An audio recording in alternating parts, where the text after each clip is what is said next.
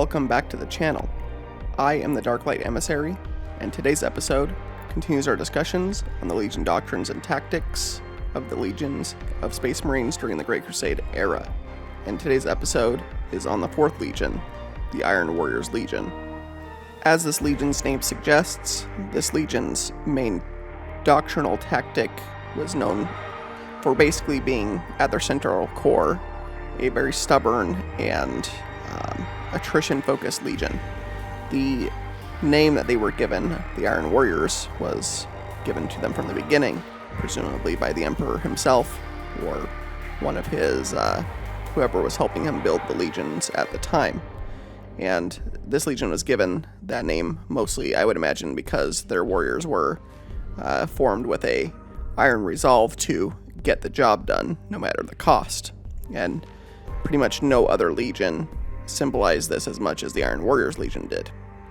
Before their reuniting with their Primarch, this legion was seen as a backbone legion.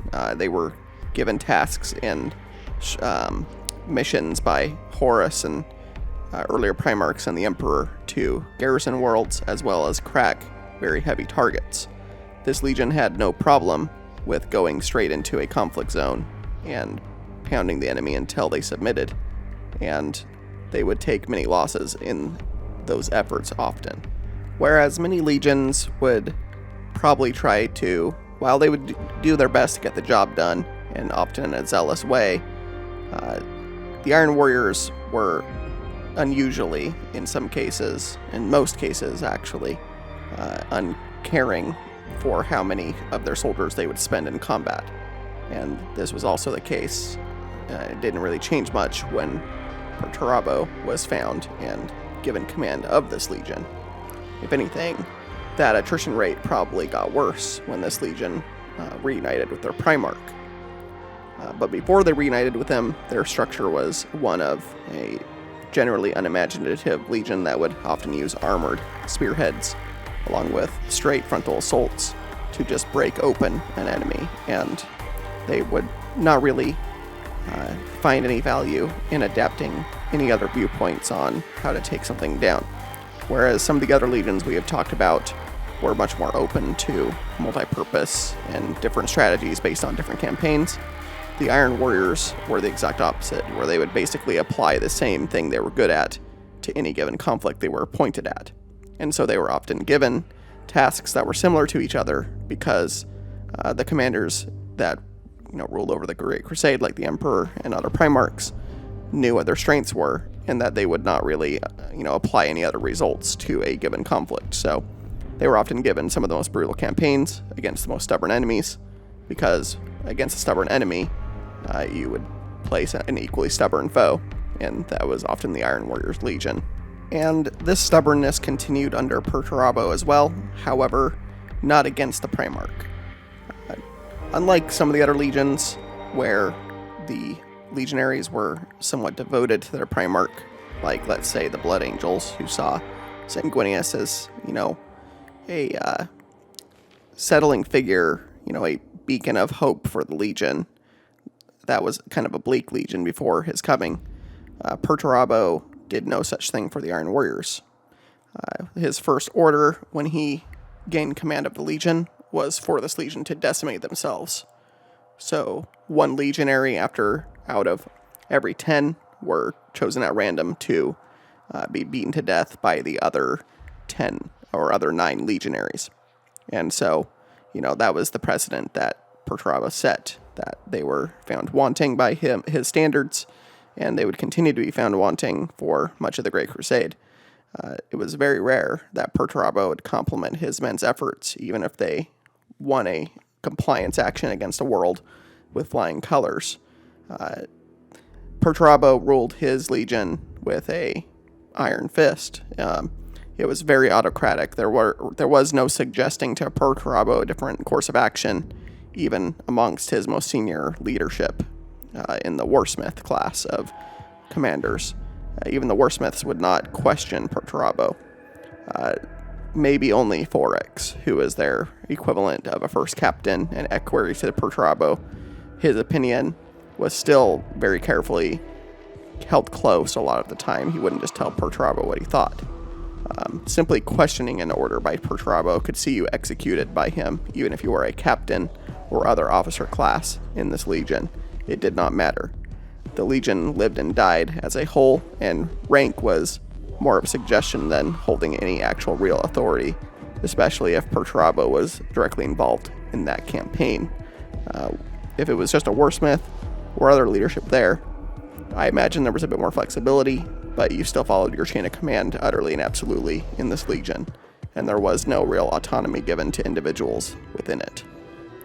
If you found this legion assigned to attack your world, you would find a legion that was like a barbed hook straight through the flesh of your world, and very hard, if not impossible, to ever get back out of your world. This legion would set up trenches and fortress networks that were the equivalent to the Imperial Fists or any other legion, or even very much more superior to what any other legion often would deploy in any compliance action during the Great Crusade.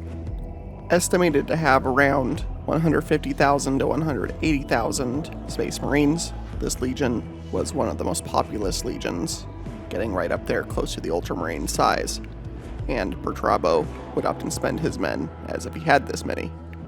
They were just a resource to be used by him. This legion was also known to use a large amount of penal legion type of slaves and serfs that were basically slaves, and they would often use them as mass labor and other such menial tasks that the Iron Warriors would often direct them to do, and they would often also be used as cannon fodder and meat shields for advancing legionaries in this legion. The main tactic deployed by this legion was to immediately set up fortresses and trench systems and surround enemy fortifications, and then give an ultimatum of surrender or die. And this legion often would, if they didn't take the surrender right away, decimate an enemy until there was nothing left standing. So this legion was definitely up there with some of the others as one of the most brutal legions to face in combat. There were going to be no surrender terms if you did not surrender right away to the Primarch. This method was often slow and punishing to all involved, including the legion itself. However, this served Perturabo's purpose just fine. He had no problem spending his men and resources to basically bury the enemy in the corpses of his legionaries. And often that would be the case until the enemy fortress would be felled, or fortresses replaced by Perturabo's own. One of the other unique things about this legion is they were often used to garrison previously captured worlds, whether they were the ones that captured them or not. A lot of that number mentioned earlier of 180,000 Space Marines, a lot of those were used to garrison former worlds, including ones captured by other legionaries, not just this one itself. So the actual compliance fleet that Perturabo ran did not have all of his legionaries, but it did have a large portion of this legion still with it. Along with their propensity for attritional warfare and siege warfare, going right along with that, this legion heavily specialized in artillery weaponry. And the most prestigious and unique amongst these units in this legion was known as the Stor Bezashk Brotherhood, which was basically all of the best siege masters of this legion, along with unique weaponry seen only in the Adeptus Mechanicus itself. This legion was unique in having some of that weaponry themselves, either with direct relationships with the Mechanicum, or probably, most likely, customized and completely designed weaponry that Perturabo himself created, since he was a highly technologically advanced creator of weaponry himself. Pretty much no other legion used artillery as uniquely or with as much love as this legion often did. Also uniquely to this legion was how they used their Terminators. They seemed to like Terminators quite a bit, and this is kind of seen in that they were known as Tyranthikos, I believe is the pronunciation, also known as Dominators. And these Terminators, unlike many legions where the Terminators were concentrated usually in the first company or, like most elite unit of the legion to be bodyguards to the Primarch or something like that, these Terminators were spread to each of the Grand Battalions as they were split up in this Legion instead. So each of these Grand Battalions had some Terminators they could call on that were often their most veteran warriors. Even though this is more towards the Horus Heresy era than the Great Crusade, one thing I want to bring up that's interesting regarding this Legion is that Perturabo replaced his bodyguards with automated robots that he handcrafted, maniples of automated machines. And he actually supplemented his Legion a bit later on into the Great Crusade and Horus Heresy with maniples of automated robots that were probably using some form of AI that the Adeptus Mechanicus had outlawed. Just something unique and interesting about this Legion in terms of forces they used. Not only did they have their, basically penta-legions of troops and slave legions of regular humans, but then they also supplemented their forces further with, these unfeeling automaton robots that were slaved directly to Perturabo's direct will and control, and were almost used as police to police his legionaries and other elements of his legion to direct his will when he wasn't even there. So his obsession with needing to lead his men led him to program these robots to carry out his will when he's not there even. I really can't think of another legion that had such a literal iron-fisted control over the legionaries. Usually most legions, even one like the World Eaters, there was some autonomy given to their leadership, but with the Iron Warriors, never the case. It was always direct chain of command. You did what you were ordered, or you were seen as a traitor to your legion. While every legion shared some kind of relationship with the Mechanicus and had either, Titan legions with them of some repute or, different tech priests assigned to them, the Iron Warriors seemingly had a deeper relationship with the Mechanicum.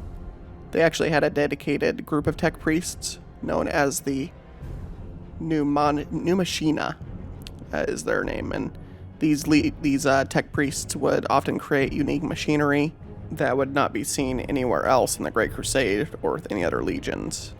And so this seems to be a unique relationship with the Iron Warriors and a unique tactic they could call on, that they could have these war machines often created bespoke on the battlefield from wreckage. And in that way, they were kind of highly adaptable to create, more weapons of war that they just needed for a specific siege action or assault on an enemy fortress.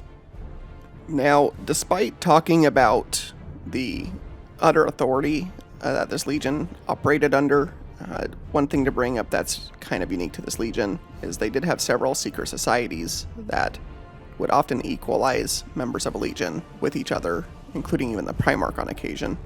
And the biggest of these societies was known as the Dodecatheon, also known as the Brethren of Stone. And basically this was a society where, the different members of this legion could all challenge each other in different battles of wits and bloodless war simulations and other ways to strengthen and improve the legion outside of the strictures of command. This being said, usually only the most veteran and distinguished members of the legion were allowed to attend this society. Otherwise, they would court the wrath of Perturabo, which, as previously mentioned, was often the only time you offended Perturabo. He did not forgive nor forget if you brought shame to his legion. But this was a way to kind of get around the often rigid structure of this legion, so that this legion had a way to somewhat be flexible, at least in how they could come up with new strategies and ideas, as well as machinery and things like that. And so spinning off of that, you have the Apollocron, I think is their name, or the Brethren of Steel. And this group of warriors were basically a lot of the tech marines and other more tech-savvy space marines that would work with the tech priests that served with the Legion. And these were often who created a lot of the automata and maniples of robots that this Legion commanded. And this actually brought them into competition and outright spite with the Legio Cybernetica, who were usually the ones that monopolized any maniples of robots supplemented to the legions. So this was another unique trait to this legion for one of the tactics they could use, which was, supplementing superhuman warriors with very powerful maniples of robot machines that were equally as uncaring, if not more so, than the legionaries they fought alongside. You then have the Keladakos, which were basically known as the Brethren of Cold, and although it was led by Astartes, it also encompassed regular human officers, Mechanica Magi, shipwrights, and things like that that crewed the Legion's warships. So this was a society that helped to, rule the naval capacity of this Legion. And then perhaps most interestingly, there is a society called the Lysatra, and they are known as the Brethren of Thunder, and these Marines were seen as the most unhinged, and they were also known as the Burned Men as well, in kind of a derogatory way by the rest of the Legion. They would create weapons of destruction and methods of destruction that were devastating, that even the rest of the Legion would kind of ask them to tap their brakes a bit. I mean, they would dabble with occult ideologies and xenotech type of stuff. Long before the outbreak of the Horus Heresy ever happened, this Legion was dabbling in this stuff. This is probably the most far left field thing that Perturabo allowed to go on within his Legion, but the numbers were few for this Brotherhood. And then last but certainly not least, previously mentioned was the Tyranthicos, or the Dominators, and these are, every single one of them, veteran line breakers and assaulters who often wore the Cataphracti and other variants of Terminator plate. And just like this Legion was often known for, being a, iron spine of stubborn intent, the Terminators were spread throughout the Legion as kind of a iron spine of veteran capacity for the entire Legion, with each battalion being given members of this society. While I don't recall from reading any of the books anything specific about their fleets, this Legion would probably have one of the bigger naval fleets, at least in transports, since they had a larger amount of Space Marines compared to many of their brother legions. And they, of course, had at least one Gloriana-class battleship in the Iron Blood that Perturabo used as the main flagship for this Legion's fleets. Often this Legion would use their ships for orbital bombardments, whether before or after or during a siege, probably more so than any other compatriots often used them. Pretty much everything mentioned all coalesces back to the battle cry of this Legion: iron within and iron without. This Legion has a iron resolve to get their job done, no matter the cost to themselves, and I definitely put them up there with one of the Legions you would not want to see on your doorstep, as well as also the top, if not the top Legion, to not want to be a part of as well, despite how fun some of their tactics kind of are from a, real-time strategy point of view. And so this has been a bit about the Iron Warriors Legion tactics and doctrines. As always, please leave a like if you liked the video, and please leave a comment if you would like to discuss anything about the video or request a future video. Please consider leaving a subscription here if you would like to see more content. We are getting very close to 1,000 subscribers. We are more than halfway there. Thank you, each of you, for your subscription so far, and I look forward to this channel's continued growth. The next Legion to talk about is the Third Legion, which is the Emperor's Children Legion. And so, as always, bring your light into the dark places. Thank you for your time, and I will see you in the next video. Have a great day or night, wherever you are.